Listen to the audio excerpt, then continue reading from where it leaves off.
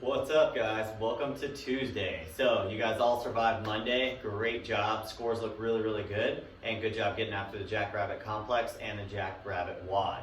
So for Tuesday, we're going to focus on upper body strength. We're introducing a newer movement that we don't do very much. You guys will be seeing this a lot in the programming moving forward. So our first workout after the warm-up is going to be the dip and row. So every 2 minutes for 10 rounds, you want to go as heavy as possible. You're going to do these back to back. So we're going to do 3 heavy dips followed by 5 heavy bent over rows. So for the dip options, for those of you that have a dip station that you can attach like a Matador to your rig, obviously we'll be doing bar dips with as much load as possible. You can hold a dumbbell in between your thighs, or you can put on a weight belt and dangle plates from that. For those of you that have rings and are stable enough to do ring dips, you could try to load them. We're just going to make sure we pop up, get into a nice lockout position, and then we're going to try to pick the knees up. We'll go straight down, shoulders to the rings, and straight back up. Same concept, you can hold something in between. For those of you who are unable or don't have the setup yet to do Matadors or the ring dips, we're going to use a bench, okay? We have a couple of options. So option number 1, we can just put our feet on the floor, hands on the bench, and we can just drop our back as close to the bench as possible, elbows even with the shoulder, and drive back up. You could possibly hold a dumbbell in between your legs, would be a really good option to weight it. So squeeze the dumbbell in between the legs and you'll get 3 heavy reps there. If you want to make it even more challenging, you can put your feet up on a box and do the same thing. Dumbbell tucked between the thighs, and now we'll get a little bit more of that body weight as well. So you want to make these as challenging as possible, but you want to be able to hit 3 every round. Then we're going to move over to the barbell row. Double overhand grip. We're going to start at the top. Hinge at the hip, barbell's going to come just past the knee. We're going to row along the thigh line to the belly button and back down.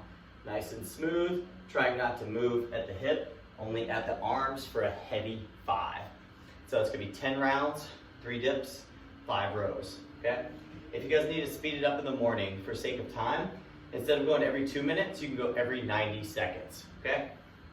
Workout number 2. Scoring for the first one is going to be the loading that you used on the dips, okay? Loading on the dips. Workout number 2, it's gonna be 100 push-ups for time. Make sure you guys hold the standard and choose the scaling option accordingly. That's gonna allow you to go from a full lockout position, chest all the way to the ground or box or bench, whatever you're using, and full lockout at the top. No halvesy reps on this one, guys. So you can't hover above the ground and we can't get to this little 3/4 lockout. Full lockout, full chest to the ground every rep. The kicker is starting at 0. You're gonna do 3 to 5 strict pull-ups. So set up your pull-up scaling option on the rig, or if you can do 3 to 5 strict pull-ups, just make sure we get it in. So 3, 2, 1, go. You'll do your 3 to 5 strict pull-ups, and then you'll have the rest of the 2-minute window to hammer out as many push-ups as you can. Every 2 minutes thereafter, you will have to stop your push-ups and do the pull-ups, okay? Last but not least, bro time is the same as last week. What we want to do is we want to keep our accessory stuff the same for about 3 weeks before we change movement. So it'll be the same as last week. You'll do 4 rounds of 12. We're going to do dumbbell chest flies. Make sure we get a big stretch in the chest. Keep your arms slightly bent and focus on the elbow getting behind the body or behind the bench. So 12 of those, followed by 12 seated Arnold presses. So we're going to be in a seated position, palms facing you, dumbbells under the chin, press up and around, making a nice little moon around your head. Palms go out on the way up and on the way down.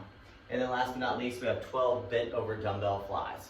So we're going to hinge at the hip, pull with the elbows nice and wide, squeeze your upper back, and return back down to the bottom for 12. 4 rounds of that. So you guys get after it, and I'll see you on the leaderboard.